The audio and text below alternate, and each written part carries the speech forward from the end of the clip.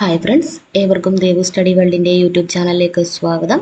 ഇന്ന് നമ്മൾ ഡിസ്കസ് ചെയ്യുന്നത് നമ്മുടെ SCERT പാഠപുസ്തകമാണ്. അപ്പോൾ SCERT പാഠപുസ്തകമായ ഏഴാം സ്റ്റാൻഡേർഡിലെ അടിസ്ഥാന ശാസ്ത്രം പാർട്ട് 1 പാഠപുസ്തകത്തിലെ 4ാമത്തെ അധ്യായമായ അന്നപദത്തിലൂടെ എന്ന അധ്യായമാണ് നമ്മൾ ഇന്ന് ഡിസ്കസ് ചെയ്യുന്നത്. അപ്പോൾ അന്നപദത്തിലൂടെ എന്ന അധ്യായത്തിൽ നമ്മൾ ഇന്ന് ഡിസ്കസ് ചെയ്യുന്നത് ദഹനത്തെക്കുറിച്ചും പോഷണത്തെക്കുറിച്ചും വിവിധ രീതിയിലുള്ള പോഷണ രീതികൾ ഇതിനെക്കുറിച്ചൊക്കെയാണ് നമ്മളിന്ന് ഡിസ്കസ് ചെയ്യുന്നത്.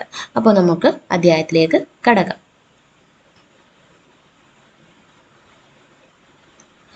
ഇവിടെ കുറെ ചിത്രങ്ങൾ കൊടുത്തിട്ടുണ്ട്. ഓരോ ജീവികളുടെയും ആഹാര രീതി എന്ന് പറയുന്നത് വ്യത്യസ്തമാണ്. ഇപ്പൊ സിംഹം, ചിത്രശലഭം, അല്ലെ, കുരുവി, അതുപോലെ പശു, പുഴു, മത്സ്യം, ഇതിൻ്റെയൊക്കെ ചിത്രം കൊടുത്തിട്ടുണ്ട്. ഓരോ ജീവികളും അവ കഴിക്കുന്ന ആഹാരം എന്ന് പറയുന്നത് വ്യത്യസ്ത രീതിയിലാണ്. അപ്പൊ ഈ എല്ലാ ജീവികളിലും ഈ ആഹാരം, അല്ലെ, കഴിക്കുന്ന ആ ഒരു പ്രോസസ്സിന് പറയുന്ന, ആ ഒരു പ്രവർത്തനത്തിന് പറയുന്ന പേരാണെന്ത്? പോഷണം എന്ന് പറയുന്നത്. അപ്പൊ എല്ലാ ജീവികൾക്കും എന്താവശ്യമാണ്? ആഹാരം ആവശ്യമാണ്. അപ്പോൾ ആഹാരം സമ്പാദിക്കുന്ന രീതിയും ഓരോ ജീവിയിലും വ്യത്യസ്തമാണ്. ജീവികൾ ആഹാരം സ്വീകരിക്കുകയും അതുപോലെ തന്നെ പ്രയോജനപ്പെടുത്തുകയും ചെയ്യുന്നതിനെയാണ് എന്തു പറയുന്നത്? പോഷണം എന്ന് പറയുന്നത്. അപ്പോൾ ജീവികൾ ആഹാരം സ്വീകരിക്കുകയും അത് പ്രയോജനപ്പെടുത്തുകയും ചെയ്യുന്നതിനെയാണ് എന്ത് പറയുന്നത്? പോഷണം എന്ന് പറയുന്നത്. ഇവിടെ നമ്മുടെ ഒരു സസ്യത്തെ കാണിച്ചിരിക്കുന്നു, ഒരു ചെടിയാണ് ഇവിടെ കാണിച്ചിരിക്കുന്നത്. നമുക്കറിയാം, നമ്മുടെ ഭൂമിയിൽ സ്വപോഷികൾ എന്ന് പറയുന്നത് എന്താണ്? ഹരിതസസ്യങ്ങളാണ്, അല്ലെ? നമുക്ക് കിട്ടും, നമ്മൾ ആദ്യ പ്രാഥമികം നമ്മൾ സൂര്യപ്രകാശത്തിന്റെ ആ ഒരു എനർജി ആദ്യം അബ്സോർബ് ചെയ്യുന്നത് ആരാണ്? സസ്യങ്ങളാണ്. നമുക്ക് സ്വന്തമായിട്ട് ഭക്ഷണം നിർമ്മിക്കാനായിട്ട് നമുക്ക് പറ്റത്തില്ല. അതേസമയം ഹരിതസസ്യങ്ങൾക്ക് എന്ത് ചെയ്യാൻ പറ്റും? അവർക്ക് അവരുടെ ശരീരത്തിൽ തന്നെ എന്ത് ചെയ്യാൻ പറ്റും? ആഹാരം നിർമ്മിക്കാനായിട്ട് പറ്റും. അപ്പൊ ഹരിതസസ്യങ്ങൾ ആഹാരം നിർമ്മിക്കുന്നതിന് എന്തൊക്കെയാണ്? ഒന്ന്, കാർബൺ ഡൈ ഓക്സൈഡ്. അവർക്ക് കാർബൺ ഡൈ ഓക്സൈഡ് അന്തരീക്ഷത്തിൽ നിന്ന് ലഭിക്കുന്നുണ്ട്, അല്ലെ? അന്തരീക്ഷത്തിൽ നിന്ന് കാർബൺ ഡൈ ഓക്സൈഡ് സ്റ്റൊമേറ്റൽ പോറ് വഴിയാണ് എന്ത് ചെയ്യുന്നത്? ഈ ഇലകളിലെ സ്റ്റൊമേറ്റ വഴി എന്ത് ചെയ്യുന്നു? കാർബൺ ഡൈ ഓക്സൈഡ് അകത്തേക്ക് കടക്കുന്നു. അതുപോലെ വേരുകളിലൂടെ എന്ത് ചെയ്യുന്നുണ്ട്? ജലവും ലവണങ്ങളും അകത്തേക്ക് കടന്ന് ഈ കാർബൺ ഡൈ ഓക്സൈഡും ജലവും ലവണങ്ങളും ഉപയോഗിച്ച് എവിടെ വെച്ച്? ഇലകളിലെ ഹരിതകത്തിൽ വെച്ചിട്ട് എന്ത് ചെയ്യും? സൂര്യപ്രകാശത്തിന്റെ സാന്നിധ്യത്തിൽ ആഹാരം നിർമ്മിക്കുന്ന പ്രക്രിയയാണ് എന്ത് പറയുന്നത്? പ്രകാശ സംശ്ലേഷണം എന്ന് പറയും, ഫോട്ടോസിന്തസിസ്. കാർബൺ ഡൈ ഓക്സൈഡും ജലവും ലവണങ്ങളും ഉപയോഗിച്ച് ഹരിതസസ്യങ്ങൾ ഇലകളിലെ ഹരിതകത്തിൽ വെച്ച് സൂര്യപ്രകാശത്തിന്റെ സാന്നിധ്യത്തിൽ ആഹാരം നിർമ്മിക്കുന്ന പ്രക്രിയയാണ് ഏത്? ഫോട്ടോസിന്തസിസ് അല്ലെങ്കിൽ പ്രകാശ സംശ്ലേഷണം. അപ്പൊ ഇവര് സ്വീകരിക്കുന്നത് കാർബൺ ഡൈ ഓക്സൈഡും ഈ പ്രകാശ സംശ്ലേഷണ ശേഷം പുറത്തുവിടുന്ന വാതകമാണ് ഇത്? ഓക്സിജൻ എന്ന് പറയുന്നത്. ഇതാണ് മനുഷ്യൻ ഉൾപ്പെടെയുള്ള എല്ലാ ജീവജാലങ്ങളും ശ്വസിക്കുന്നതിന് ഉപയോഗിക്കുന്ന ഓക്സിജൻ. ഇപ്പോൾ ഹരിതസസ്യങ്ങൾ ആഹാരത്തിന് മറ്റു ജീവികളെ ആശ്രയിക്കുന്നില്ല, അവർ സ്വന്തമായിട്ട് ആഹാരം നിർമ്മിക്കുന്നു. അതുകൊണ്ട് ഇവയെ വിളിക്കുന്ന പേരാണെന്ത്? സ്വപോഷികൾ അല്ലെങ്കിൽ ഓട്ടോട്രോപ്സ് എന്ന് പറയും. എന്നാൽ സ്വന്തമായിട്ട് ആഹാരം നിർമ്മിക്കാൻ കഴിയാത്ത ജീവികളുണ്ട്. അത് മനുഷ്യരുൾപ്പെടെ മൃഗങ്ങളെല്ലാം തന്നെ എന്താണ്? സ്വന്തമായിട്ട് ആഹാരം നിർമ്മിക്കാൻ കഴിയാത്ത ജീവികളാണ്. ഇവയെ വിളിക്കുന്ന പേരാണ് പരപോഷികൾ, അല്ലെങ്കിൽ എന്ത് വിളിക്കാം? ഹെട്രോട്രോപ്സ് എന്ന് വിളിക്കാം. അപ്പോൾ ന്യൂട്രീഷന്റെ അടിസ്ഥാനത്തിൽ നമുക്ക് സ്വപോഷികളെന്നും പരപോഷികളെന്നും രണ്ടായിട്ട് തിരിക്കുന്നു. സ്വന്തമായിട്ട് ആഹാരം നിർമ്മിക്കുന്നവയെ സ്വപോഷികളെന്നും സ്വന്തമായിട്ട് ആഹാരം നിർമ്മിക്കാൻ കഴിവില്ലാത്തവയെ പരപോഷികളെന്നും പറയും. ഈ ആഹാരത്തിന് വേണ്ടിയിട്ട് നമ്മൾ എന്ത് ചെയ്യുന്നുണ്ട്? ഈ സ്വന്തമായിട്ട് മറ്റു ജീവികളെ ആശ്രയിക്കുന്നു എന്ന് പറഞ്ഞിട്ടില്ല. സ്വന്തമായിട്ട് ആഹാരങ്ങൾ നിർമ്മിക്കുന്നത് കൂടാതെ അത് സ്വപോഷികളാണ്. എന്നാൽ മറ്റു ജീവികളെ, ഇപ്പൊ സസ്യങ്ങൾ, പരാദസസ്യങ്ങള്, ശവോപജീവികള് എന്നൊക്കെ അറിയപ്പെടുന്ന ജീവജാലങ്ങളുണ്ട്. എന്താണ് പരാദസസ്യങ്ങൾ എന്ന് പറയുന്നത്? അതായത് ഈ സസ്യങ്ങൾ നമ്മൾ പറഞ്ഞു സ്വപോഷികളാണെന്ന് പറഞ്ഞു. എന്നാൽ ചില സസ്യങ്ങൾ എന്ത് ചെയ്യും? മറ്റു സസ്യങ്ങളിൽ നിന്ന് ആഹാരം വലിച്ചെടുക്കുകയാണ് ചെയ്യുന്നത്. അതായത് മറ്റുള്ളവരെ ആശ്രയിക്കുകയാണ് ചെയ്യുന്നത്. അത്തരം സസ്യങ്ങളെ വിളിക്കുന്നവരാണ് പരാത സസ്യങ്ങൾ. ഇവിടെ ചന്ദനമരമാണ് കൊടുത്തിരിക്കുന്നത്. വളർച്ചയുടെ ആരംഭഘട്ടത്തിൽ മറ്റു ചെടികളുടെ വേരിൽ നിന്ന് ജലവും ലവണങ്ങളും കണ്ടെത്തും. അതായത് ഒരു അർദ്ധപരാതമാണ് ഇത് ചന്ദനമരം. ചന്ദനമരം എന്ന് പറയുന്നത് എന്താണ്? ഒരു അർദ്ധപരാതമാണ്, പാർഷ്യൽ പാരസൈറ്റ് ആണ് ചന്ദനമരം. അതായത് അവരുടെ വളർച്ചയുടെ ആരംഭഘട്ടത്തിൽ മാത്രമാണ് അവർക്ക് മറ്റുള്ള ചെടികളിൽ നിന്ന് ജലവും ലവണങ്ങളും വലിച്ചെടുക്കുന്നത്. ഇനി മറ്റൊരു ചിത്രം ഇവിടെ കൊടുത്തിരിക്കുന്നത് മോണോട്രോപ്പ. ഇതെന്ന് പറയുന്നത് എന്താണ്? ഒരു ഫംഗസ് ആണ്. ഇവരെന്താ ചെയ്യുന്നതെന്ന് വെച്ചാൽ ജീർണിച്ച ഇപ്പൊ നമുക്ക് കാണുമ്പോഴേ അറിയാം എന്താണ്, കരിയിലേക്ക് ജീർണിച്ച് കിടക്കുന്ന സ്ഥലത്താണ് ഇത് വളരുന്നത് അല്ലെ, ഫംഗസുകൾ. അപ്പൊ ഈ കൂണുകൾ ഇതൊക്കെ എവിടെയാണ് വളരുന്നത്? ഇതുപോലെയുള്ള ഈർപ്പമുള്ള കരിയിലേക്ക് ചീഞ്ഞല് തടിയുടെ പുറത്തൊക്കെയാണ്. അപ്പൊ ജീർണിച്ച ജൈവാവശിഷ്ടങ്ങളിൽ നിന്ന് ആഹാരം കണ്ടെത്തുന്ന സസ്യങ്ങൾ ജീവികളും ഉണ്ട്. അതിനെ പറയുന്ന പേരാണ് ഏത്? സാപ്രോഫൈറ്റുകൾ അല്ലെങ്കിൽ ശവോപജീവികൾ. അതായത് ശവോപജീവി അല്ലെങ്കിൽ സാപ്രോഫൈറ്റ് എന്ന് പറയും. അടുത്തതാണ് ഇത്തിൽക്കണ്ണി. ഇത്തിൽക്കണ്ണി നമുക്കറിയാം, മാവിലൊക്കെ ഇത്തിൽക്കണ്ണി പിടിച്ചിട്ടുണ്ട്. ഇവയുടെ പ്രത്യേകത എന്താണെന്ന് വെച്ചാൽ ഇവയൊരു പൂർണ്ണ പരാതമാണ്, ടോട്ടൽ പാരസൈറ്റ് ആണ്. അതായത് ജലത്തിനും ലവണത്തിനും വേണ്ടി അത് എന്ത് ചെയ്യുന്നുണ്ട്? സ്ഥിതി ചെയ്യുന്ന സസ്യത്തെ ആശ്രയിക്കുന്നു. അതായത് നമുക്കറിയാം, ഒരു മാവിൽ എത്തിൽക്കണ്ണി പിടിച്ചാൽ കുറെ നാൾ കഴിയുമ്പോൾ ആ മാവിന്റെ കൊമ്പ് ഉണങ്ങി താഴെ വീഴുന്നു. അതായത് ഇത്തിക്കണ്ണി ആ മാവിന്റെ കൊമ്പിൽ നിന്ന് ജലവും ലവണങ്ങളും വലിച്ചെടുക്കുന്നത് കൊണ്ടാണ്. അപ്പൊ ഇത്തിക്കണ്ണി എന്ന് പറയുന്ന ഒരു പാരസൈറ്റ് ആണ്. അടുത്തത് മൂടില്ലാത്ത ആളിയാണ്. ആഹാരത്തിന് വേണ്ടി അത് എന്ത് ചെയ്യുന്നുണ്ട്? സ്ഥിതി ചെയ്യുന്ന സസ്യത്തെയാണ് ആശ്രയിക്കുന്നത്. അതും ഒരു ടോട്ടൽ പാരസൈറ്റ് തന്നെ ആണ്. ഇനി നമുക്കറിയാം ഇവിടെ പേന്, വിര, ചെള്ള് എന്നിവയെ കൊടുത്തിട്ടുണ്ട്. നമ്മളുടെ ജീവജാലങ്ങളുടെ ശരീരത്തിൽ, ഇപ്പൊ നമ്മൾ സസ്യങ്ങളുടെ കാര്യമാണ് പറഞ്ഞത് അല്ലെ, മറ്റുള്ളവരെ ആശ്രയിക്കുന്ന സസ്യങ്ങൾ. ഇനി അതുകൂടാതെ തന്നെ ഇത്തരത്തിലുള്ള ജീവികൾ എന്തെയാണ്? മറ്റു ജന്തുക്കളിൽ പരാതങ്ങളായിട്ടുണ്ടാകുന്നവയാണ്. സസ്യപരാതങ്ങളാണ് നമ്മളിപ്പോൾ പറഞ്ഞ മൂടിലത്താളി, ലോറാന്തസ്, ഇത്തിക്കണ്ണി, ഇതൊക്കെ നമ്മൾ പറഞ്ഞു അല്ലെ. എന്നാൽ ജന്തുക്കളിലും എന്തുണ്ട്? പരാതങ്ങൾ ഉണ്ട്. അവയാണ് ഒന്ന് പേൻ എന്ന് പറയുന്നത് എന്താണ്? ബാഹ്യപരാതമാണ്. വിര എന്ന് പറഞ്ഞാൽ നമ്മുടെ കുടലിനുള്ളിലാണ്, ആന്തരപരാതമാണ്. ചെള്ള് എന്ന് പറഞ്ഞാൽ എന്താണ്? ബാഹ്യപരാതമാണ്. അപ്പൊ ബാഹ്യപരാതം എന്ന് പറഞ്ഞാൽ എന്താണ്? ജന്തുക്കളുടെ ശരീരത്തിന് പുറത്ത് ജീവിക്കുന്നവയാണ് ബാഹ്യപരാതം എന്ന് പറയും. ആന്തരപരാതം എന്ന് പറഞ്ഞാല് ജന്തുക്കളുടെ ശരീരത്തിന് അകത്ത് ജീവിക്കുന്നവയാണ് ആന്തരപരാതം. അപ്പൊ ജന്തുക്കളിലെ പരാതങ്ങളാണ് രണ്ട് തരമുണ്ട്, ബാഹ്യപരാതമുണ്ട്, ആന്തരപരാതവും ഉണ്ട്. അപ്പൊ പേന്, ചെള്ള് എന്നിവ ബാഹ്യപരാതവും വിര എന്ന് പറയുന്നത് ആന്തരപരാതവുമാണ്. അതുകൊണ്ടാണ് നമ്മൾ എന്ത് ചെയ്യുന്നത്? 6 മാസത്തിലൊരിക്കൽ നമ്മൾ വിരശല്യത്തിനെതിരായിട്ട് നമ്മൾ സ്കൂളുകളിൽ മരുന്ന് തരുന്നത്. ഇനി അതുകൂടാതെ സസ്യലോകത്ത് നമുക്ക് മൃഗങ്ങളാണ് സാധാരണ ഇരപിടിക്കുന്നത്. എന്നാൽ സസ്യങ്ങളിലും ഇരപിടിക്കുന്ന സസ്യങ്ങളുണ്ട്. അവയ്ക്ക് ഉദാഹരണമാണ് ഏത്? ഇൻസെക്ടിവോറസ് പ്ലാന്റ്സ് അല്ലെങ്കിൽ ഇരപിടിയൻ സസ്യങ്ങൾ എന്ന് പറയും. എന്തിനാണ് ഇവ ഇരയെ പിടിക്കുന്നത്? ഇവ പ്രാണികളെയാണ് ഇവ പിടിക്കുന്നത്. ഇവിടെ ചിത്രത്തിൽ കാണാം വീനസ് ഫ്ലൈ ട്രാപ്പ്, സൺഡ്യൂ ചെടി, പിച്ചർ ചെടി അല്ലെ. വീനസ് ഫ്ലൈ ട്രാപ്പ്, സൺഡ്യൂ ചെടി, പിച്ചർ ചെടി ഇവയൊക്കെ എന്താണ് ചെയ്യുന്നതെന്ന് വെച്ചാൽ ഇവർക്ക് നൈട്രജന്റെ അഭാവം ഉള്ള സ്ഥലങ്ങളിലുള്ള സസ്യങ്ങൾ നൈട്രജൻ കൂടുതൽ ലഭിക്കുന്നതിന് വേണ്ടിയിട്ടാണ് ഈ ഒരു ഇൻസെക്ട്സിൽ ധാരാളം നൈട്രജൻ ഉണ്ട്. അപ്പോൾ അതിന് വേണ്ടിയിട്ടാണ് ഇവർ എന്ത് ചെയ്യുന്നത്? ഇത്തരത്തിൽ ഇൻസെക്ട്സിനെയൊക്കെ പിടിച്ച് ദഹിപ്പിച്ച് അവരുടെ ശരീരത്തിൽ അതൊരു ഡൈജസ്റ്റീവ് എൻസൈംസ് ഉണ്ട് ഇതിനകത്ത്, അത് വെച്ചിട്ടാണ് ദഹിപ്പിക്കും. ദഹന രസങ്ങളുണ്ട്, അത് വെച്ചിട്ട് ദഹിപ്പിക്കും. ഇനി ഈ സസ്യങ്ങൾ പ്രകാശ സംശ്ലേഷണം നടത്തുന്നുണ്ടോ എന്ന് ചോദിച്ചാൽ ഈ സസ്യങ്ങളും എന്താണ്? പ്രകാശ സംശ്ലേഷണം നടത്തുന്നുണ്ട്. പക്ഷേ എന്താണ്? ഇവയ്ക്ക് നൈട്രജന്റെ അഭാവം ഉള്ളത് കൊണ്ടാണ് ഇവ എന്ത് ചെയ്യുന്നത്? ഈ ഒരു പ്രാണികളെയൊക്കെ പിടിക്കുന്നത്. ഇനി കാർബൺ, ഹൈഡ്രജൻ, നമ്മുടെ സസ്യങ്ങൾക്ക് ഏതൊക്കെ മൂലകങ്ങളാണ് ആവശ്യം? കൂടിയ അളവിൽ ആവശ്യമുള്ള മൂലകങ്ങളാണ് കാർബണും, ഹൈഡ്രജനും, ഫോസ്ഫറസ്, നൈട്രജൻ, സൾഫർ, കാൽസ്യം, ഇരുമ്പ്. സസ്യങ്ങൾക്ക് കൂടിയ അളവിൽ ആവശ്യമുള്ള മൂലകങ്ങൾ ഏതൊക്കെയാണ്? Carbon, hydrogen, phosphorus, nitrogen, sulphur, calcium, ഇരുമ്പ്. ഈ മൂലകങ്ങളൊക്കെ എന്താണ്? സസ്യങ്ങൾക്ക് കൂടിയ അളവിൽ ആവശ്യമാണ്. ഈ മൂലകങ്ങളുടെ അഭാവം ഉണ്ടായാൽ സസ്യങ്ങളിൽ അതുപോലെ തന്നെ എന്ത് ചെയ്യുന്നുണ്ട്? അവയെ ബാധിക്കുകയും ചെയ്യുന്നു.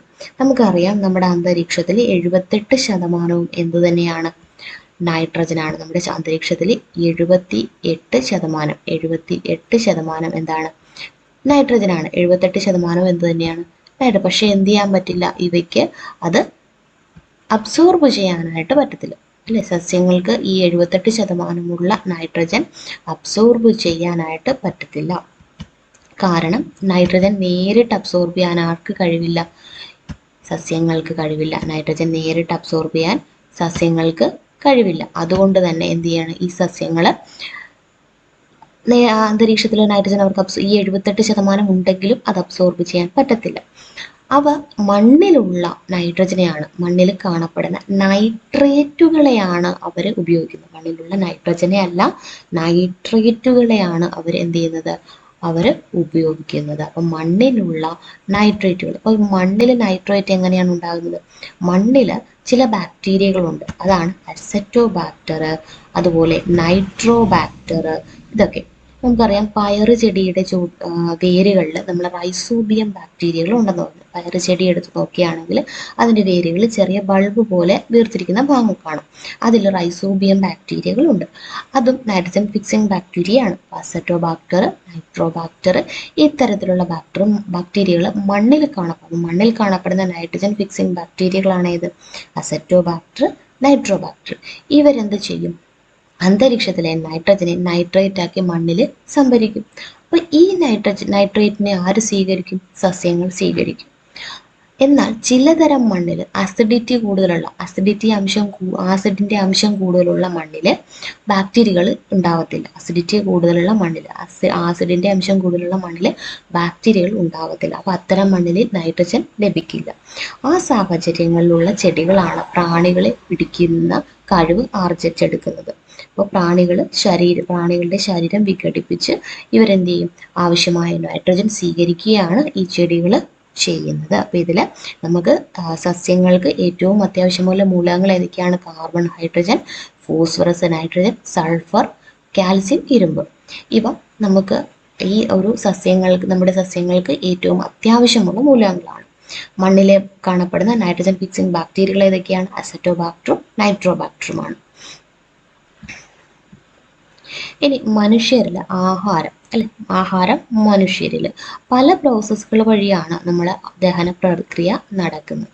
നമുക്കറിയാം, നമ്മുടെ വായിൽ വെച്ചിട്ടാണ് ആഹാരം. വായിൽ ചുണ്ട്, പല്ല്, നാവ് എന്നിവ ഉപയോഗിച്ച് ഭക്ഷണം എന്ത് ചെയ്യുന്നുണ്ട്? ചവച്ചരയ്ക്കുകയും വിഴുങ്ങുകയും ഒക്കെ ചെയ്യുന്നുണ്ട്. അപ്പോൾ വായിൽ വെച്ചാണ് ആഹാരത്തിന്റെ ദഹനം ആരംഭിക്കുന്നത്. അതുകൂടാതെ വായിൽ നമുക്കറിയാം ഉമിനീരുണ്ട് അല്ലെ? ഈ ഉമിനീരിൽ എന്തുണ്ട്? ദഹനരസം അടങ്ങിയിട്ടുണ്ട്. ഇതും നമ്മുടെ ദഹനത്തെ സഹായിക്കുന്നുണ്ട്. ഇനി വായുടെ അകത്താണ് പല്ലുകൾ ഉള്ളത്. മനുഷ്യ ശരീരത്തിലെ കാഠിന്യമേറിയ ഭാഗം ഏതാണെന്ന് ചോദിച്ചാൽ അത് ഏത് തന്നെയാണ്? പല്ലാണ്. അപ്പോൾ എളുപ്പത്തിൽ കേടുവരുന്നതും പല്ല് തന്നെയാണ്. ഇവിടെ ശ്രദ്ധിക്കുക, ഏറെ നാൾ മണ്ണിൽ കിടന്നാലും കേടുവരാത്ത പല്ല് വായ്ക്കകത്തിരിക്കുമ്പോൾ കേടുവരുന്നു. കാരണം എന്താണ്? അതായത് നമ്മുടെ പല്ലെന്ന് പറയുന്നത് കാഠിന്യമുള്ളതാണ്. ഉദാഹരണം, മാർബിള് കാഠിന്യമുള്ളതാണ്. എന്നാൽ ഒരു നേർപ്പിച്ച ഹൈഡ്രോക്ലോറിക് ആസിഡിൽ മാർബിൾ ഇട്ട് വെക്കുകയാണെങ്കിൽ കുറച്ച് കഴിഞ്ഞ് എടുത്തു നോക്കിയാൽ മാർബിൾ കഷ്ണങ്ങൾ ദ്രവിച്ച് പൊടിയുന്നതായി കാണും. അപ്പൊ അതുപോലെ തന്നെയാണ് പല്ലിനും സംഭവിക്കുന്നത്. പല്ലിന്റെ ഏറ്റവും ഉപരിതല പാളിയാണ് ഏത്? ഇനാമൽ എന്ന് പറയുന്നത്. ഇത് വളരെ ശരീരത്തിലെ ഏറ്റവും കഠിനമായ പദാർത്ഥമാണ് ഇനാമൽ. അപ്പോൾ അതിനെ നശിപ്പിക്കാനായിട്ട് എളുപ്പമല്ല. പക്ഷെ എന്താണ്? നമ്മൾ കഴിക്കുന്ന ഭക്ഷണം അല്ലെ, ഹൈഡ്രോക്ലോറിക് ആസിഡുമായിട്ട് കാൽസ്യം സംയുക്തമായ ഇനാമലും ആസിഡുമായിട്ട് പ്രവർത്തിക്കുന്നുണ്ട്. അപ്പം നമ്മുടെ ഇത് മാർബിള് ഹൈഡ്രോക്ലോറിക് ആസിഡുമായിട്ട് പ്രവർത്തിച്ചതുപോലെ തന്നെ നമ്മുടെ ഇനാമലും എന്ത് ചെയ്യുന്നുണ്ട്? ആസിഡുമായിട്ട് പ്രവർത്തിക്കും. അപ്പൊ ഇനാമൽ ഏത് ആസിഡുമായിട്ടാണ് പ്രവർത്തിക്കുന്നത്? അതാണ് ലാക്റ്റിക് ആസിഡ് ആണ്. അതായത് നമ്മൾ കഴിക്കുന്ന ആഹാരാവശിഷ്ടങ്ങൾ നമ്മുടെ പല്ലില് പറ്റിപ്പിടിച്ചിരിക്കുമ്പോൾ അവിടെ ബാക്ടീരിയകൾ എന്ത് ചെയ്യുന്നുണ്ട്? അവർ അതിൽ നിന്ന് പോഷണം നടത്തും. അതിന്റെ ഫലമായിട്ടുണ്ടാകുന്ന ആസിഡ് ഏതാണെന്ന് ചോദിച്ചാൽ അത് ലാക്റ്റിക് ആസിഡ് ആണ്. ഈ ആസിഡാണ് പല്ലിന്റെ അല്ലെങ്കിൽ ഇനാമലിന്റെ നാശത്തിന് കാരണമാകുന്നത്. കൂടുതലും മധുരമുള്ള ആഹാര വസ്തുക്കളാണ് ബാക്ടീരിയകളുടെ പ്രവർത്തനത്തെ ത്വരിതപ്പെടുത്തുന്നത്. ഇനി നമ്മുടെ പല്ലുകൾ പലതരത്തിലുണ്ട്. അതായത് ഒരു കുഞ്ഞ് ജനിച്ച് 6 മാസം ഒരു കുഞ്ഞ് ജനിച്ച് നമുക്ക് ആദ്യം 6 മാസം ആകുമ്പോഴത്തേക്കും പല്ല് മുളക്കും. ഇവിടെ നോക്കുക, ഒരു കുഞ്ഞ് ജനിച്ച് 6 മാസം പ്രായമാവുന്നത് മുതലാണ് പല്ല് മുളയ്ക്കുന്നത്. ഈ 6 മാസം പ്രായമുള്ള കുട്ടിക്ക് പല്ല് മുളയ്ക്കുമ്പോൾ ആ മുളയ്ക്കുന്ന ആദ്യം ഉണ്ടാവുന്ന ആ പല്ലുകളെ പറയുന്ന പേരാണ് പാൽ പല്ലുകൾ എന്ന് പറയും. ഇത് മുകളിലും 10 താഴെയും 10 അങ്ങനെ മൊത്തം 20 എണ്ണമാണ് ഈ പാൽപ്പല്ലുകൾ എന്ന് പറയുന്നത്. ഈ 6 മാസം മുതൽ പല്ല് മുളയ്ക്കുമ്പോഴത്തേക്കും ഈ പല്ലുകൾ പിന്നീട് കൊഴിഞ്ഞു പോകും. ഇത് കൊഴിഞ്ഞു പോകുന്നത് 6 വയസ്സ് മുതൽ ഈ പാൽപ്പല്ലുകൾ ഓരോന്നായിട്ട് കൊഴിഞ്ഞു പോവുകയും പിന്നീട് വരുന്ന പല്ലുകളെയാണ് സ്ഥിരദന്തങ്ങൾ എന്ന് പറയുന്നത്. സ്ഥിരദന്തങ്ങൾ എന്ന് പറയും. പെർമനന്റ് ടീത്ത് എന്ന് പറയും. അപ്പോൾ പാൽപ്പല്ലുകൾ എന്ന് പറഞ്ഞാൽ മിൽക്ക് ടീത്ത്. ഇത് 6 മാസം മുതലാണ് ഉണ്ടാവുന്നത്.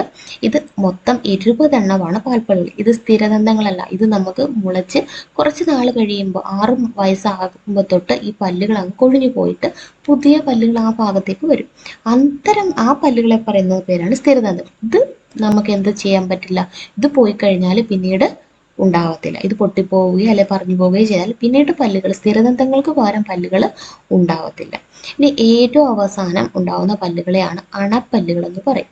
ഈ പല്ല് നമ്മുടെ മോണയുടെ കുഴികളിലാണ് ഈ പല്ല്. നമ്മൾ ചിത്രത്തിൽ കാണാം, മോണയുടെ കുഴികളിലാണ് പല്ലുകൾ ഉറപ്പിച്ചിരിക്കുന്നത് അല്ലെ. മോണയിലെ കുഴികളിലാണ് പല്ലുകൾ ഉറപ്പിച്ചിരിക്കുന്നത്. അപ്പൊ ദന്തഗളം എന്ന് പറയും. മോണയിലെ കുഴികളിൽ ഈ ദന്തഗളത്തിലാണ് പല്ലുകൾ ഉറപ്പിച്ചിരിക്കുന്നത്. ഈ പല്ലുകളുടെ ഉയർന്നു നിൽക്കുന്ന ഈ ഭാഗമാണ് ദന്തമകുടം എന്ന് പറയുന്നത്. ഈ പല്ലുകൾക്കുള്ളിൽ രക്തക്കുഴലുകൾ കാണപ്പെടുന്നുണ്ട്. അപ്പൊ മോണയ്ക്ക് മുകളിലുള്ള ഭാഗവും മോണയ്ക്ക് താഴെയുള്ള ഭാഗവും റൂട്ടാണിത്. അപ്പൊ മോണയ്ക്ക് താഴെയുള്ള പല്ല്, അപ്പൊ മോണയിലെ കുഴികളിലാണ് ഈ പല്ലുകൾ ഉറപ്പിച്ചിരിക്കുന്നത്. ഈ പല്ലുകളെ സംരക്ഷിക്കുന്ന ഈ ഒരു ആവരണം, കട്ടിയേറിയ പദാർത്ഥമാണ് ഇനാമൽ എന്ന് പറയുന്നത്. ഇനി നമുക്ക് നോക്കാം, ഇവിടെ പല്ലുകൾ വിവിധ തരം. നമ്മുടെ വായിൽ കാണപ്പെടുന്ന പല്ലുകൾ, എല്ലാ ജീവികൾക്കും പല്ലുകൾ ഒരേപോലെ. ഇപ്പൊ സിംഹത്തിന്റെ പല്ല്, മനുഷ്യരുടെ പല്ല്, പശുവിന്റെ പല്ല്, ഇതൊക്കെ വ്യത്യസ്തമാണ്. പല്ലുകൾ മനുഷ്യരിലുള്ള പല്ലുകളാണ് ഇവിടെ കൊടുത്തിരിക്കുന്നത്. വിവിധ തരം പല്ലുകളാണ് മനുഷ്യരിൽ കാണപ്പെടുന്നത്. ഏതൊക്കെ തരം പല്ലുകളാണ്? ഒന്ന് ഉളിപ്പല്ല്, അതായത് നമ്മുടെ മുൻവശത്ത് കാണപ്പെടുന്നതാണ് ഉളിപ്പല്ല്. ഉളിപ്പല്ല് എന്ന് പറഞ്ഞാൽ മുൻവശത്ത് താഴെയും മുകളിലുമായിട്ട് 8 പല്ലുകളാണ് കാണപ്പെടുന്നത്. താഴെയും മുകളിലുമായിട്ട്, താഴെ 4 എണ്ണം, മുകളിൽ 4 എണ്ണം, 8 പല്ലുകളാണ് കാണപ്പെടുന്നത്. ഇത് എന്തിനാണ് ഉള്ളതെന്ന് വെച്ചാൽ കടിച്ച് മുറിക്കാൻ, നമ്മൾ കടിച്ച് മുറിക്കാൻ ഉപയോഗിക്കുന്നതാണ് ഉളിപ്പല്ല്. നെക്സ്റ്റ് കോമ്പല്ലാണ്. കോമ്പല്ല് എന്ന് പറഞ്ഞാൽ കോമ്പല്ല് നമ്മുടെ ഈ പല്ലിന്റെ ഇരുവശവുമായിട്ട് ഇതേപോലെ കാണപ്പെടുന്നതാണ് കോമ്പല്ല്. കോമ്പല്ലെന്നല്ല, കനൈനാണ്. കനൈൻ ഉളിപ്പല്ലുകൾക്ക് തൊട്ടു പറ്റയായിട്ട് കാണപ്പെടുന്നതാണ് കോമ്പല്ല്. ഇത് മുകളിലും താഴെയുമായിട്ട് 4 എണ്ണമാണ് ഉള്ളത്. താഴെ 2, മുകളിൽ 2. ഇത് ആഹാര വസ്തുക്കൾ കടിച്ച് കീറാനാണ് ഉപയോഗിക്കുന്നത്. കടിച്ച് കീറുന്നത്. അപ്പോൾ സിംഹത്തിനും പുലിക്കൊക്കെ ഏത് പല്ലായിരിക്കും ഉണ്ടാവുക? കോമ്പല്ലാണ് അല്ലെ, കനൈൻസ് ആണ് ഉണ്ടാവുക. അപ്പോൾ കോമ്പല്ലാണ് എന്തിനുള്ളത്? സിംഹത്തിനും പുലിക്കും ഒക്കെ ഉള്ളത്. കാരണം അവയ്ക്ക് കടിച്ച് കീറാനാണ് ആവശ്യം, കടിച്ച് കീറാനാണ് വേണ്ടത്. ഇനി അടുത്തതാണ് അഗ്രചർവണകവും ചർവണകവും.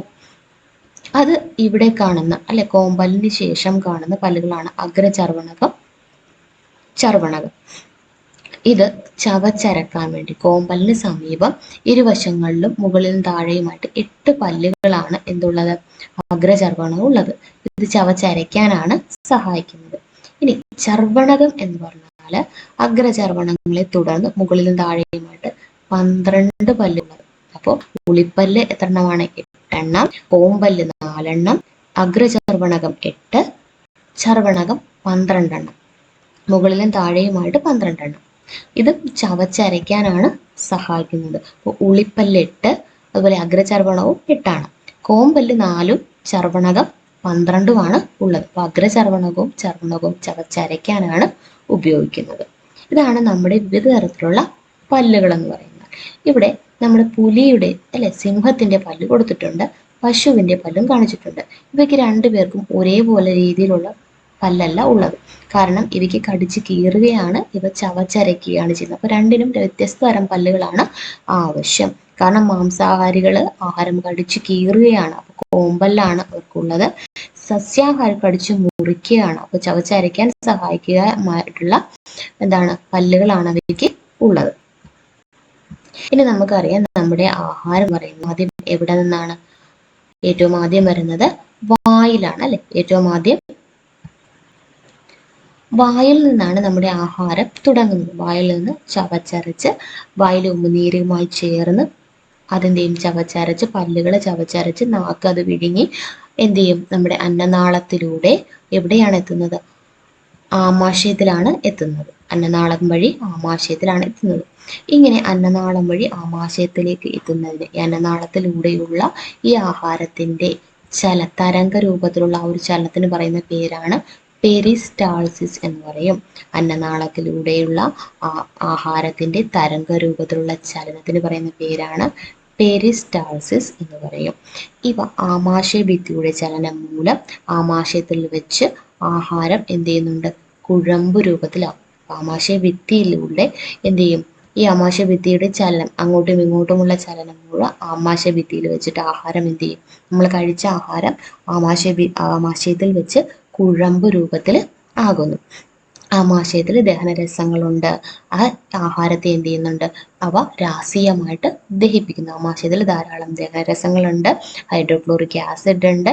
ഇതൊക്കെ എന്ത് ചെയ്യുന്നുണ്ട്? നമ്മുടെ ആഹാരത്തെ ദഹിപ്പിക്കാനായിട്ട് സഹായിക്കുന്നു. ഇനി ആമാശയത്തിൽ വെച്ച് ദഹിച്ചതിന് ശേഷം ആഹാരം എങ്ങോട്ടേക്കാണ് പോകുന്നത്? ചെറുകുടലിലേക്ക് അല്ലെങ്കിൽ സ്മോൾ ഇൻറ്റസ്റ്റൈനിലേക്കാണ് പോകുന്നത്. നമുക്കറിയാം ചെറുകുടലിന്റെ നീളം എത്രയാണ്? 6 മീറ്റർ ആണ് ചെറുകുടലിന്റെ നീളം. ഇവിടെ വെച്ച് നമ്മുടെ ദഹനം പൂർത്തിയാവും. അപ്പൊ ആഹാരത്തിന്റെ ദഹനം പൂർത്തിയാകുന്നത് എവിടെ വെച്ചാണ്? ചെറുകുടലിൽ വെച്ച്. അപ്പൊ ദഹനം പൂർത്തിയാകുന്നത് എവിടെ വെച്ചാണ്? ചെറുകുടലിൽ വെച്ചാണ്. നമ്മുടെ ചെറുകുടലിൽ ധാരാളം വില്ലസുകൾ അല്ലെ, വിരല് പോലെ ഉള്ളിലേക്ക് നീണ്ടു നിൽക്കുന്ന ഭാഗങ്ങളുണ്ട്, വില്ലസുകളുണ്ട്. ഈ വില്ലസുകളാണ് ആഹാരത്തെ എന്ത് ചെയ്യുന്നത്? ആഹാരത്തിലുള്ള ആവശ്യമുള്ള പദാർത്ഥങ്ങളെ ആഗിരണം നടക്കുന്നത് എവിടെ വെച്ചാണ്? പോഷകഘടകങ്ങളെ രക്തത്തിലേക്ക് ആഗിരണം നടക്കുന്നത് എവിടെ വെച്ചാണെന്ന് വെച്ചാൽ എവിടെ വെച്ചാണ്?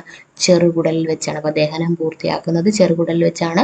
ആഹാരത്തിലെ പോഷകഘടകങ്ങളുടെ ആഗിരണം നടക്കുന്നത് എവിടെ വെച്ചാണ്? ചെറുകുടലിൽ വെച്ചാണ്. ഇനി ചെറുകുടലിൽ നിന്ന് ആഹാരം എങ്ങോട്ടേക്ക് പോകുന്നു? അല്ലെ, ആഹാരത്തിൽ നിന്ന് എന്താണ്? പോഷകഘടകങ്ങളെല്ലാം ആഗിരണം ചെയ്തു. പിന്നെ പോകുന്നത് എന്താണ്? വൻകുടലിലേക്കാണ് ബാക്കിയുള്ള ആഹാരം പോകുന്നത് അല്ലെ. ഇനി എന്ത് ചെയ്യാണ്? ചെറുകുടലിനെ തുടർന്ന് വൻകുടലിന്റെ നീളം എത്രയാണ്? 1.5 മീറ്റർ ആണ് നീളം. ഇത് വണ്ണം കൂടിയ കുടലാണ് വൻകുടൽ എന്ന് പറയുന്നത്. ഇവിടെ വെച്ചിട്ട് എന്ത് മാത്രമേ നടക്കുന്നുള്ളൂ? ധാതു ലവണങ്ങൾ അടങ്ങിയ ജലവും ലവണങ്ങളും മാത്രമാണ് ഇവിടെ വെച്ച് ആഗിരണം. അപ്പൊ ജലത്തിന്റെയും ലവണങ്ങളുടെയും ആഗിരണം നടക്കുന്ന ഇവിടെ വെച്ചാണ്? വൻകുടലിൽ വെച്ചാണ്.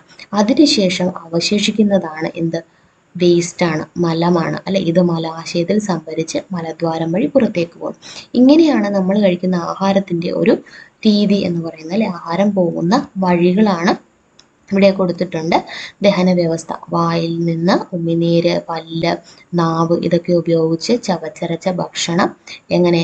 പെരിസ്റ്റാൾസിസ്, ഇതിലൂടെയുള്ള തരംഗരൂപത്തിലുള്ള ചലനം വഴി എന്ത് ചെയ്യുന്നുണ്ട്? ആമാശയത്തിലേക്ക് എത്തുന്നു. ആമാശയത്തിൽ എത്തിയതിനു ശേഷം അപ്പൊ തരംഗരൂപത്തിലുള്ള ചലനത്തിന് പറയുന്ന പേരാണ് പെരിസ്റ്റാൾസിസ്. ആമാശയത്തിലെത്തി ആമാശയത്തിൽ വെച്ച് ദഹനരസങ്ങളും ഹൈഡ്രോക്ലോറിക് ആസിഡും ഒക്കെ ഉണ്ട്. അതുപോലെ ആമാശയ ഭിത്തി എന്ത് ചെയ്യുന്നുണ്ട്? ആത്മശുദ്ധി ചലിക്കുന്നുണ്ട്. അതിന്റെ ചലനം മൂലം ആഹാരം വീണ്ടും ദഹിക്കുന്നു. അതിനുശേഷം ആഹാരം എങ്ങോട്ടേക്ക് പോകുന്നു? ചെറുകുടലിലേക്ക് പോകുന്നു. ചെറുകുടലിൽ നമ്മൾ പറഞ്ഞു 6 മീറ്റർ ആണ് ചെറുകുടലിലെ നീളം. ചെറുകുടലിൽ വെച്ച് നമ്മുടെ ആഹാരത്തിലുള്ള പോഷകഘടകങ്ങളെല്ലാം ആഗിരണം നടക്കുന്നു. ചെറുകുടലിൽ വെച്ചാണ് ദഹനം പൂർത്തിയാകുന്നതും അതുപോലെ ആഗിരണം നടക്കുന്നതും ചെറുകുടലിൽ വെച്ചാണ്. അതിനുശേഷം ആഹാരം എങ്ങോട്ടേക്ക് പോകുന്നു? ചെറുകുടലിന്റെ തുടർച്ചയായിട്ട് 1.5 മീറ്റർ നീളമുള്ള വൻകുടലുണ്ട്. ഈ വൻകുടലിലേക്ക് ആഹാരം പോകുന്നു. വൻകുടലിൽ വെച്ചിട്ടാണ് നമ്മുടെ ജലവും ലവണങ്ങളുടെയും ആഗിരണം നടക്കുന്നത് എവിടെ വെച്ചാണ്? വൻകുടലിൽ വെച്ചിട്ടാണ്. വൻകുടലിൽ വെച്ച് ജലവും ലവണങ്ങളും ആഗിരണം നടന്നതിന് ശേഷം മിച്ചമുള്ള മലം മലാശയത്തിൽ സംഭരിക്കുകയും മലദ്വാരം വഴി പുറത്തേക്ക് പോവുകയുമാണ് ചെയ്യുന്നത്. ഇതാണ് നമ്മുടെ ദഹന വ്യവസ്ഥ എന്ന് പറയുന്നത്. ഇതാണ് നാം കഴിക്കുന്ന ആഹാരത്തിന്റെ സഞ്ചാരപാതയാണ് ഇവിടെ കാണിച്ചിരുന്നത്. ഇനി അതുപോലെ മറ്റു ജീവജാലങ്ങളിലുള്ള ദഹന വ്യവസ്ഥയാണ് ഈ കാണിച്ചിരിക്കുന്നത്. എല്ലാ ജീവജാലങ്ങളിലും ദഹന വ്യവസ്ഥ ഒരേപോലെയല്ല, വ്യത്യസ്തമാണ്.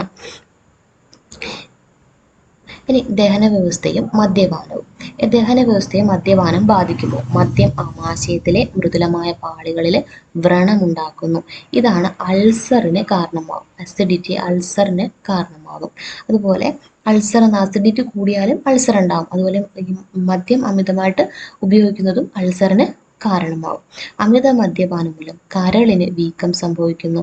അതുപോലെ വായ്, അന്നനാളം, കരള്, വൻകുടൽ എന്നിവിടങ്ങളിൽ ക്യാൻസർ ഉണ്ടാവാൻ കാരണവും മദ്യം ഒരു കാരണമാണ്. ഇനി പോഷണം അമീബയിൽ നമുക്കറിയാം. അമീബ എന്ന് പറയുന്നത് ഒരു ഏകകോശ ജീവിയാണ്. ഒറ്റ കോശമേ ഉള്ളൂ അല്ലെ. അതിന് ദഹനത്തിന് വേണ്ടിയിട്ട് നമ്മുടെ കുടലോ ചെറുകുടലോ ഒന്നും തന്നെ ഇല്ല. വെറും ഒരൊറ്റ സെല്ല് മാത്രമാണ് അതിനുള്ളത്. എങ്ങനെയായിരിക്കും അമീബയിൽ പോഷണം നടക്കുന്നത്? അമീബയിൽ പോഷണം നടക്കുന്നതെന്ന് പറഞ്ഞാൽ അമീബ ഒരു ജലജീവിയാണ് അല്ലെ. അമീബയുടെ അടുത്തേക്ക് വരുന്ന ഇതൊരു ആഹാരമാണ് അമീബയുടെ അടുത്തേക്ക് വരുന്നത്. ഈ ആഹാരത്തെ അമീബയുടെ ഈ ഒരു ഭാഗം എന്ന് വെച്ചാൽ കപടപാദങ്ങളാണ്. ഇത് വെച്ചിട്ട് അതിനെ ചുറ്റി ചുറ്റി അതിൻ്റെ ഉള്ളിലേക്ക് എടുക്കും. ആഹാരത്തെ ഉള്ളിലേക്ക് എടുത്ത് അതിൽ എന്താണ് ദഹനരസങ്ങളുണ്ട് അല്ലെ, ഡൈജസ്റ്റീവ് എൻസൈംസ് ഉണ്ട്. അത് വെച്ചിട്ട് എന്ത് ചെയ്യും? അതിനെ ആഹാര സ്വീകരണം കഴിഞ്ഞു അല്ലെ. ആഹാരത്തെ കണ്ടു, അതിനെ എന്ത് ചെയ്തു? ഉള്ളിലേക്ക് എടുത്തു, ആഹാരത്തെ സ്വീകരിച്ചു. അതിനുശേഷം എന്ത് ചെയ്യും? അതിനെ എന്ത് ചെയ്യും? ദഹനം നടക്കും, ഡൈജസ്റ്റ് ചെയ്യും. ഡൈജസ്റ്റീവ് എൻസൈംസ് ദഹനരസം വഴി ദഹിപ്പിച്ച് ശരീരത്തിന്റെ ഭാഗമാക്കി മാറ്റുകയാണ് അല്ലെ. ആഗിരണം നടന്നു. അതിനുശേഷം വിസർജനമാണ്. അത് അതേപോലെ തന്നെ പുറത്തേക്ക് എന്ത് ചെയ്യും? വിസർജിക്കും. എടുത്തതുപോലെ തന്നെ പുറത്തേക്ക് വിസർജിക്കും. അങ്ങനെയാണ് ഏകകോശ ജീവിയായ അമീബയിലെ പോഷണം എന്ന് പറയുന്നത് അല്ലെ. ആഹാര സ്വീകരണം, ദഹനം, ആഗിരണം, വിസർജനം. ആഹാര സ്വീകരണം, ദഹനം, ആഗിരണം, വിസർജനം. ഇങ്ങനെയുള്ള സ്റ്റെപ്പ് വഴിയാണ് അമീബയിൽ പോഷണം നടക്കുന്നത്. ഈ പോഷണ പ്രക്രിയയിലെ ഘട്ടങ്ങൾ എന്തൊക്കെയാണ്? നമുക്കറിയാം, പോഷണ പ്രക്രിയയിൽ ആദ്യം ഘട്ടം ഏതാണ്? ആഹാരം സ്വീകരിക്കണം അല്ലെ. ഇഞ്ചക്ഷൻ, ആഹാര സ്വീകരണം, ഇഞ്ചക്ഷൻ കഴിഞ്ഞതിന് ശേഷം ആഹാരത്തിൽ അടങ്ങിയിരിക്കുന്ന ജൈവഘടകങ്ങളെ ശരീരത്തിൽ സ്വീകരിക്കാൻ കഴിയുന്ന ലളിത ഘടകങ്ങൾ, നമുക്കിപ്പോൾ ആഹാരം, ചോറ് അതേപോലെ നമുക്ക് നമ്മുടെ ശരീരത്തിലോ ബ്ലഡിലോട്ട് എടുക്കാൻ പറ്റും? ഇല്ല. അതിനെ ലളിത ഘടകങ്ങളാക്കി മാറ്റുന്ന പ്രക്രിയയാണ് ദഹനം. ഡൈജഷൻ. ദെൻ അതിനുശേഷം എന്ത് ചെയ്യണം? ആഹാരം ശരീരം സ്വീകരിക്കുന്ന പ്രക്രിയയാണ് ആഗിരണം, അബ്സോർപ്ഷൻ. അതിനുശേഷം ഈ ആഗിരണം ചെയ്യപ്പെട്ട ആഹാരഘടകങ്ങൾ ശരീരത്തിന്റെ ഭാഗമാകുന്ന പ്രക്രിയയാണ് എന്ത്? സ്വാംശീകരണം. ഇതാണ് നമ്മുടെ ആഗിരണം ചെയ്ത ഭക്ഷണം നമ്മുടെ ശരീരത്തിന്റെ ഭാഗമായി മാറി. അസിമിലേഷൻ അല്ലെങ്കിൽ സ്വാംശീകരണം. ശാരീരിക പ്രവർത്തനങ്ങളുടെ ഫലമായി ഉണ്ടാകുന്നതും ശരീരത്തിന് ആവശ്യമില്ലാത്തതുമായ വസ്തുക്കൾ ശരീരത്തിൽ നിന്ന് പുറന്തള്ളുന്ന പ്രക്രിയയാണ് വിസർജനം അല്ലെങ്കിൽ എക്സ്ക്രീഷൻ. എന്തൊക്കെയാണ് മെത്തേഡ്? പോഷണത്തിന്റെ പ്രക്രിയ: ആഹാര സ്വീകരണം, ദഹനം, അതുപോലെ എന്താണ്? ആഗിരണം, സ്വാംശീകരണം, വിസർജനം. ആഹാര സ്വീകരണം, ദഹനം, ആഗിരണം, സ്വാംശീകരണം, വിസർജനം. ഇനി മാലിന്യം പുറത്തേക്ക് പോകുന്നു എന്ന് പറഞ്ഞു അല്ലെ. നമുക്കറിയാം, ശ്വാസകോശത്തിലാണ് ഓക്സിജൻ എത്തുന്നത് അല്ലെ. ഈ ഓക്സിജൻ എങ്ങോട്ടേക്ക് എത്തും? രക്തത്തിലേക്ക് എത്തും. കരളിൽ നിന്ന് യൂറിയ എങ്ങോട്ടേക്കാണ് എത്തുന്നത്? രക്തത്തിലേക്ക്. കോശങ്ങളിൽ നിന്ന് കാർബൺ ഡൈ ഓക്സൈഡും രക്തത്തിലേക്കാണ്. ചെറുകുടലിൽ നിന്ന് പോഷകഘടകങ്ങളും എങ്ങോട്ടാണ്? രക്തത്തിലേക്കാണ്. അപ്പം എല്ലാ വസ്തുക്കളെയും, നമ്മുടെ എല്ലാ ഘടകങ്ങളും എവിടെയാണ് എത്തുന്നത്? രക്തത്തിലാണ് എത്തുന്നത്. നമ്മൾ കഴിക്കുന്നതിൽ നിന്നുള്ള പോഷകഘടകങ്ങളും ഓക്സിജനും വേസ്റ്റും ഒക്കെ രക്തത്തിലാണ് എത്തുന്നത്. ഈ ഘടകങ്ങളെല്ലാം ശരീരത്തിന് ആവശ്യമില്ലാത്തവയെ എന്ത് ചെയ്യുന്നുണ്ട്? പുറന്തള്ളുകയാണ് ചെയ്യുന്നത്. Carbon dye ഓക്സൈഡിനെ ശ്വസനത്തിലൂടെ പുറന്തള്ളുന്നു. രക്തത്തിലെത്തിയ യൂറിയയെ നമുക്ക് ആവശ്യമില്ലാത്തതാണ്, ഇതിനെയും പുറന്തള്ളും. അതിനാണ് നമ്മുടെ ശരീരത്തിൽ എന്താണ്? യൂറിയ പുറന്തള്ളുന്നതാണ് വൃക്കകൾ എന്ന് പറയുന്നത്. നമ്മുടെ ശരീരത്തിലെ അരിപ്പകളാണ് ഏത്? വൃക്ക എന്ന് പറയുന്നത്. വൃക്കയിലേക്ക് രക്തം എന്ത് കൊണ്ടുവരും? ആവശ്യമില്ലാത്ത യൂറിയ അടങ്ങിയ രക്തമാണ് വൃക്കയിലേക്ക് വരുന്നത്. ജലവും യൂറിയയും കൂടി വൃക്കയിലേക്ക് വരികയും വൃക്കയിൽ നിന്ന് പോകുന്നത് അല്ലെ. വൃക്കയിൽ നിന്ന് പോകുന്ന രക്തക്കുഴൽ എന്ന് വെച്ചാൽ രക്തവും കുറഞ്ഞ അളവിൽ ജലവും മാത്രം. യൂറിയ, മറ്റു ഘടകങ്ങൾ എന്നിവയും കൂടി എന്ത് ചെയ്യും? പുറത്തേക്ക് പോകും അല്ലെ. ഇപ്പൊ വൃക്കയിലേക്ക് വരുന്ന രക്തം കൂടിയ അളവിൽ യൂറിയ, ജലം, മറ്റു ഘടകങ്ങൾ എന്നിവയും ഉണ്ട്.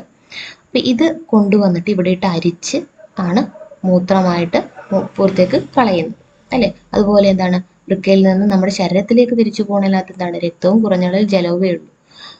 യൂറിയ, മറ്റു ഘടകങ്ങൾ എന്നിവയും കുറഞ്ഞ അളവിലാണ്.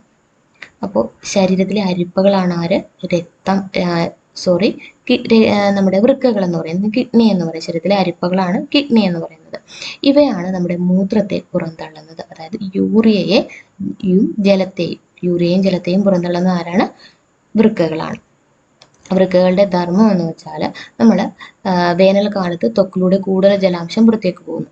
അപ്പോൾ മൂത്രത്തിലെ ജലാംശത്തിന്റെ അളവ് കുറവാണ്, ലവണാംശം കൂടുതലുമായിരിക്കും. അപ്പോൾ മൂത്രത്തിന് അല്പം മഞ്ഞ നിറം കാണാൻ സാധിക്കും അല്ലെ. നമ്മൾ മൂത്രം കുറവായിരിക്കും, ചൂട് സമയത്ത് മൂത്രം കുറവാണ്, എന്നാൽ നല്ല മഴ സമയത്ത് മൂത്രം കൂടുതലായിരിക്കും, വിയർപ്പ് കുറവായിരിക്കും അല്ലെ. അങ്ങനെ ഇപ്പൊ വൃക്കയുടെ ധർമ്മം എന്ന് വെച്ചാൽ ശരീരത്തിലെ പ്രധാന വിസർജന അവയവം ഏതാണെന്ന് ചോദിച്ചാൽ അതാണ് വൃക്കയാണ്. ശരീരത്തിൽ നിന്ന്, നമ്മുടെ രക്തത്തിൽ നിന്ന് യൂറിയ, അധികമുള്ള ജലം, ലവണങ്ങൾ എന്നിവ അരിച്ചു മാറ്റി പുറന്തള്ളുന്നത് ആരാണ്? വൃക്കയാണ്. അപ്പൊ നമുക്ക് വൃക്ക എന്ന് പറയുന്നത് നമ്മുടെ ശരീരത്തിലെ ഒരു അരിപ്പയാണ് അല്ലെ. അരിപ്പയാണ്. നമ്മുടെ ശരീരത്തിന് ആവശ്യമില്ലാത്തതാണ് യൂറിയയും ലവണങ്ങളും. അധികമുള്ള ലവണങ്ങളും ജലവും എന്ത് ചെയ്യും? അരിച്ചു മാറ്റി മൂത്രരൂപത്തിലാണ് പുറന്തള്ളുന്നത്. ഇത് സുഗമമാക്കുന്നതിന് വേണ്ടിയിട്ടാണ് നമ്മൾ എന്ത് പറയുന്നത്? 1.5 ലിറ്റർ അല്ലെ, കുട്ടികളും ദിവസവും 1.5 ലിറ്ററും മുതിർന്നവർ 3 ലിറ്ററും വെള്ളമെങ്കിലും കുടിക്കണം എന്ന് പറയുന്നത്. മൂത്രത്തിന്റെ 96% എന്ത് തന്നെയാണ്? ജലമാണ്. അപ്പൊ നമ്മൾ ധാരാളം ജലം കുടിച്ചാൽ മാത്രമേ വൃക്കയുടെ പ്രവർത്തനം സുഗമമായിട്ട് നടക്കുകയുള്ളൂ അല്ലെ. അപ്പൊ നമുക്കറിയാം ധമനികളും സിരകളും അല്ലെ. നമുക്ക് ആവശ്യമില്ലാത്ത യൂറിയ അടങ്ങിയ രക്തത്തെ വൃക്കയിലേക്ക് കൊണ്ടുവന്ന് അത് അരിച്ച് നല്ല രക്തം ശരീരത്തിലേക്കും ചീത്ത രക്തം എങ്ങോട്ടേക്കും, യൂറിയ എങ്ങോട്ടേക്ക് പോകും? ഈ മൂത്രവാഹിയിലൂടെ മൂത്രസഞ്ചിയിലേക്ക്, മൂത്രാശയത്തിലേക്ക് എത്തുന്നു. അവിടെ നിന്ന് പുറന്തള്ളുകയാണ് ചെയ്യുന്നത്. ഇനി നമുക്ക് വിസർജനത്തിന് നമ്മുടെ ത്വക്കിലൂടെ പോകുന്നുണ്ട് വിസർജനം അല്ലെ. എങ്ങനെയാണ് ത്വക്കിലൂടെ പോകുന്നത്? നമുക്കറിയാം നമ്മുടെ ത്വക്കിൽ വിയർപ്പ് ഗ്രന്ഥിയുണ്ട്, രോമമുണ്ട്. വിയർപ്പ് ഗ്രന്ഥി, വിയർപ്പ് എന്ന് പറയുന്ന ഒരു വിസർജ്യ വസ്തുവാണ്. വിയർപ്പിലൂടെ നമ്മുടെ ശരീരത്തിൽ ആവശ്യമില്ലാത്ത ജലവും ലവണങ്ങളും പുറത്തള്ളുന്നുണ്ട്. ഇപ്പൊ ത്വക്കിലെ സൂക്ഷ്മ സുഷിരങ്ങളിലൂടെ വിയർപ്പും മാലിന്യങ്ങളും ഒക്കെ പുറത്തു വരുന്നുണ്ട്. ഇത് ഇപ്പൊ ത്വക്കിൽ അടിഞ്ഞു കിടക്കും. അതുകൊണ്ട് നമ്മൾ എപ്പോഴും എന്ത് ചെയ്യണം? ത്വക്ക് നല്ലപോലെ അതിനാണ് നമ്മൾ കുളിക്കുന്നത് അല്ലെ. കുളിക്കുമ്പോൾ നമ്മുടെ ശരീരത്തിലെ എല്ലാ ഭാഗത്തും ശ്രദ്ധയോടെ വൃത്തിയായിട്ട് കഴുകുന്നത് എന്തിനാണ്? ഈ ത്വക്കിലുള്ള മാലിന്യങ്ങൾ നശിപ്പിക്കാൻ. അപ്പൊ ത്വക്കിൽ എന്ത് കാണപ്പെടുന്നു? വിയർപ്പ് ഗ്രന്ഥികളുണ്ട്. ത്വക്കിൽ എന്തുണ്ട്? വിയർപ്പ് ഗ്രന്ഥികൾ. ഇവയാണ് വിയർപ്പ് ഉൽപ്പാദിപ്പിക്കുന്നത് അല്ലെ. സ്വെറ്റ്, വിയർപ്പ് ഗ്രന്ഥികൾ ഉൽപ്പാദിപ്പിക്കുന്നതാണ് വിയർപ്പ്. ശരീരത്തിൽ അധികമുള്ള ജലവും ലവണങ്ങളും വിയർപ്പിലൂടെ പുറന്തള്ളുന്നു.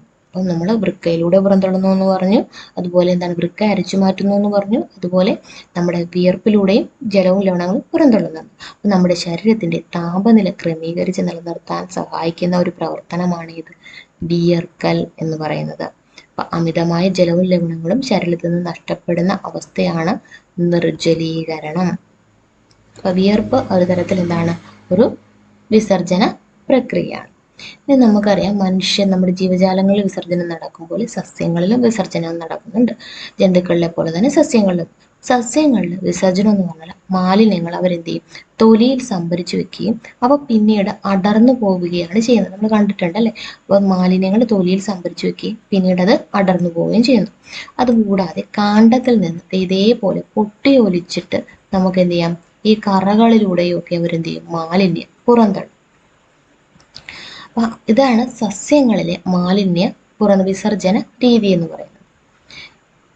ഇപ്പോൾ നമ്മുടെ ശരീരത്തിനകത്ത് എത്തുന്ന ആഹാരം എങ്ങനെ ഉപയോഗപ്പെടുന്നു, എങ്ങനെ പുറന്തള്ളുന്നു എന്നാണ് നമ്മൾ ഇതിൽ പഠിച്ചത്. ദഹന വ്യവസ്ഥയിലെ അവയവങ്ങളെയും വൃക്ക, ത്വക്ക് എന്ന് പറയുന്ന വിസർജന അവയവങ്ങളെയും നമ്മൾ പഠിച്ചു. ഇത്രയുമാണ് ഈ ഒരു അധ്യായത്തിൽ നമുക്ക് പഠിക്കാനുള്ളത്.